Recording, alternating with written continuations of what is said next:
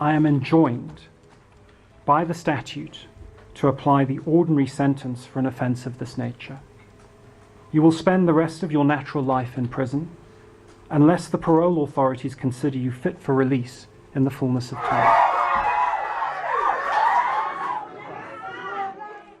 This is the story of Tshegofatso Pule, aged 28, an 8-month pregnant lady who was killed in a very horrific manner by her boyfriend Ntuthuko Shoba, aged 31. Shoba, who was secretly engaged to another woman, planned with an Uber driver to strangle and kill her.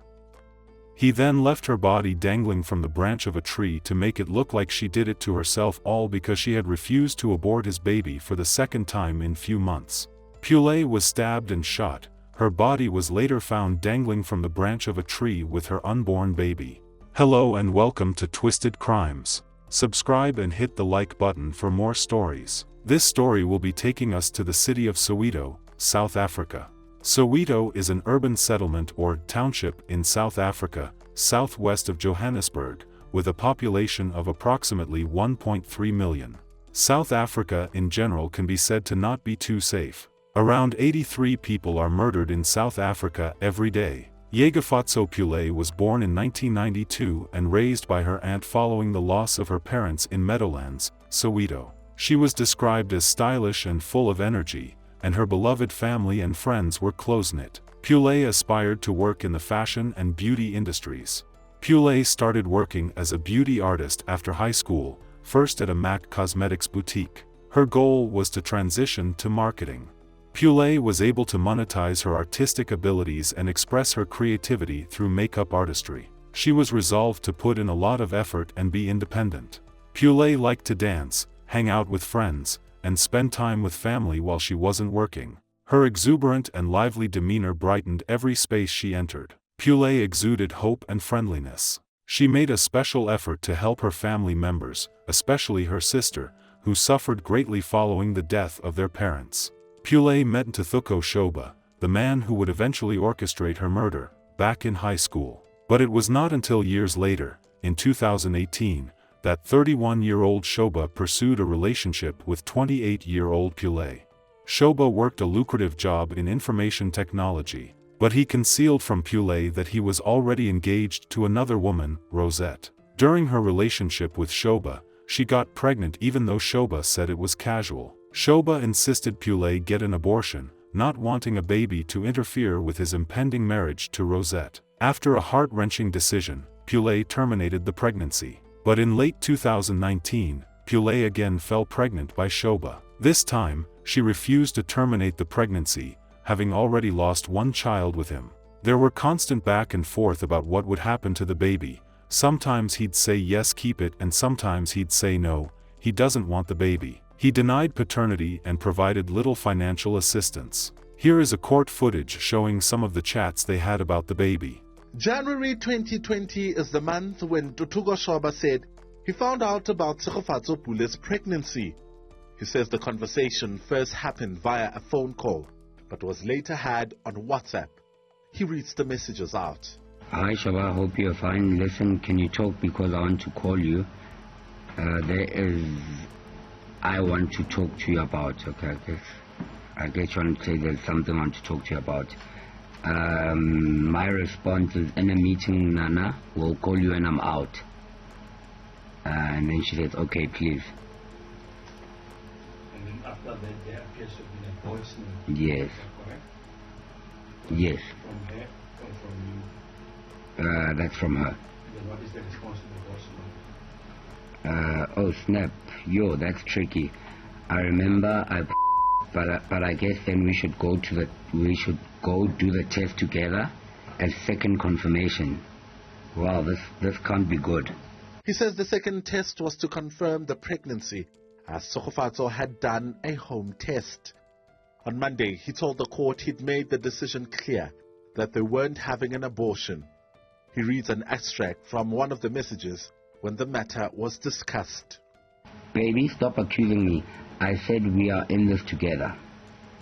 Tshego, I'm asking you questions. It seems like I just got myself in something else. Reason you are behaving this way is because you are not witness to whatever I'm going through. Shoba, baby, you decided you're keeping the baby, I will support you the best I can. Tshegofatso? Oh wow, so, cause I decided to keep the baby, so I have to deal. So when every girl that you make pregnant, you will tell them to abort it, and when your life must go on and pretend everything is okay. The worst thing to be killing babies, cause you're a guy, you don't have carry the guilt. It's just easy for you to tell me to abort the baby or decided to keep it. And Shoba responds to myself, no Nana, you are getting me wrong. We spoke and you decided, and I said I will support you. So I don't know what the issue is. Yes, I decided, and I told myself I'll never have an abortion. You make everything as if it's my fault, because I decided I'll keep this baby. In the messages, Shoba goes on to paint a picture that there was constantly a back and forth about him organizing for her to see the doctor and start medication as her belly got bigger. Hello, since you're ignoring me, I'm really stressing out. When am I going to the doctor? I have to taking meds by now. I just feel like you don't care about this baby, Shoba, and I don't understand why. It really breaks my heart. Please communicate with me. Please Google Prego Mega and see what it does for the baby. I should be taking it and doctor's medication. Or you don't believe this is your child. Please tell me what is going on with you. Tell me if you don't care, Holgeshab. Even though Shoba tried to hide the news from his fiancée, Pule still got threatening messages from someone whom she believed was her. As it was getting close to her due date, Shoba was thinking of how to get rid of Pule, and there was a plan. He met with one of his friends named Mzikayai's Malefane, age 31. He explained his problems and asked him to get rid of Pule for him. He offered 7,000 rand equivalent of $480 to carry out the killing, but Mzikayai's declined. He upped the amount to 70,000, which is equivalent to $3,700, and boom, the offer was accepted. A plan was set in motion by Shoba. The plan was to get Pule to come for an interview, then Mzikayai's will stab her to death. Somewhere along the line, Pule, who was supposed to go for an interview, suspected foul play and she didn't go. Shoba switched up his plan, so he planned to get Pule picked up by a Uber driver whenever she visits him. The Uber driver would be the killer, Mzikayai's Malefane. On June 4, 2020, Shoba invited Pule over. It was supposedly to be about how to buy baby items. Later that evening, he walked her to the gate of his apartment complex under the guise of sending her home in an Uber. This is the last video of Pule last seen alive while getting into the Uber Shoba had arranged.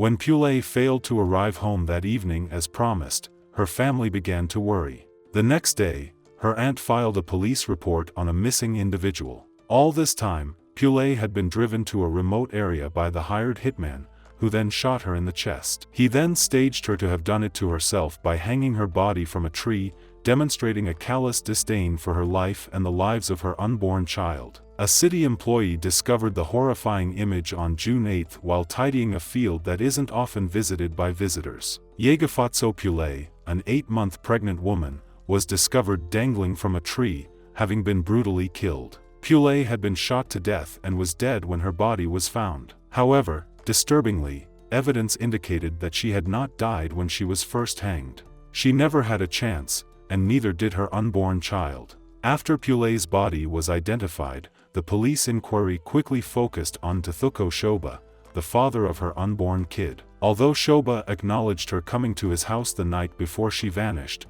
he said that she left in a safe Uber. CCTV footage from Shoba's apartment building, however, revealed something much darker. Before the car departed, it showed Shoba escorting a visibly apprehensive Pule to a waiting car. In another court footage, Mzikiyai said she was suspicious about the Uber, but he managed to convince her to get into the car.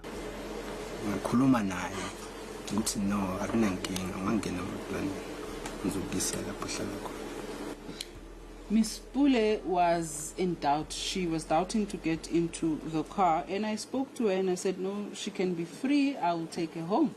When asked why he shot Pule when her death was meant to look like a he said, after in fact, disaster. After I shot her, according to me, things were no longer making sense. I was confused, I was traumatized, I wanted to get it over and done with. It was just disaster. Yes. But the point is, your mandate is to at least make it appear as hanging. I did not have the guts to go hang her alive. I did not. Malepane says he decided he had to tell the truth so that the Pule family could find some closure. When presented with proof linking him to the incident, Mzikiyai broke down and acknowledged that Shoba had hired him to kill Pule because of her pregnancy. He entered a guilty plea to murder in January 2021 and became a state witness. Shoba wasn't arrested until then. Shoba passionately defended his innocence both before and during the 2022 trial. However, prosecutors presented a ton of damaging evidence against him. Mzikiyai was asked why he didn't go with the initial plan of just putting her on the tree to look like she did it herself. He said he could not stomach it, so he had to shoot her first. The CCTV evidence that shows Shoba standing a few feet away from Pule when she unintentionally got into the car that would kill her is the most incriminating of all. Ultimately, the judge concluded that the overwhelming weight of the evidence supported Shoba's one and only intention, which was to have the mother of his unborn child killed. Shoba received a life sentence in prison for her planned murder in July 2022. Well, justice has been served, and that's the sentiment coming from Tshegofatso Pule's loved ones. The South Gauteng High Court has sentenced convicted murderer Ntuthuko Shoba to life imprisonment for masterminding Tshegofatso Pule's killing. Now, she was shot and found hanging from a tree back in June of 2020. This after, Shoba had ordered a hit on her, and she was 8 months pregnant with Ntuthuko Shoba's child. Here's ENCA reporter Stendolo Masigane with that story. Mr. Shoba was the driving force behind the scheme and has done nothing since Miss Pule's murder to merit the kind of leniency that Mr. Malepane received. Mr. Makabela did not identify any other factor that would justify a departure from the statutory penalty. He drew my attention to the year or so that Mr. Shoba has spent in pre-trial incarceration, but accepted that this could not on its own justify a departure from that penalty. Mr. Shoba, can you stand up, please? For all these reasons, Mr. Shoba, I am enjoined by the statute to apply the ordinary sentence for an offence of this nature. You will spend the rest of your natural life in prison unless the parole authorities consider you fit for release in the fullness of time. The court will adjourn.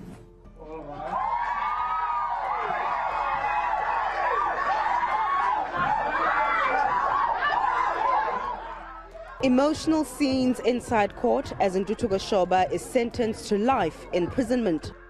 The name Tshegofatso Pule has now become a symbol in the fight against gender-based violence in South Africa. While her murder caused tremendous pain, her memory also ignites action. A very senseless crime which could have been avoided in all ways. Our sincere condolences to the friends and families of Tshegofatso Pule. May Pule's memory be a blessing for her family and for all who knew her, and may her life and death be an inspiration and a turning point towards justice and increased protection for domestic abuse survivors. Please stay safe out there and see you guys in the next video.